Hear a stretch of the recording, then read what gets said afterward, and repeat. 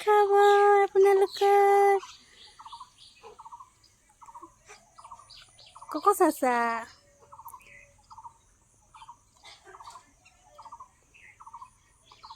গৰমত এইও আমাৰ বহুত আমনি কৰে।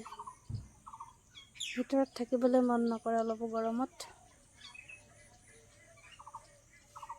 আছাম ট্ৰেক্টৰ বেটি এইটো কি কয়? এইটো এটা আছাম ট্ৰেক্টৰ, এইটো এটা আছাম ট্ৰেক্টৰ। কৈছে ছোৱালী জ্বলা কলা দেখাই দিছে দেই। ইমান গৰমত এক লৈ ফুৰিব লগা হৈছে ঘূৰাই ঘূৰাই।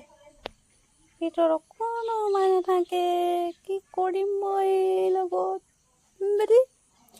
ইমান গৰমত তুমি সোমাই নাথাকা ভিতৰত। এনেকৈ তোমাক লৈ ফুৰিব লগা হৈছে। না না কোৱা না কোৱা না কোৱা। লৈ ফুৰিম তোমাক লৈ ফুৰিম মই লৈ ফুৰিম।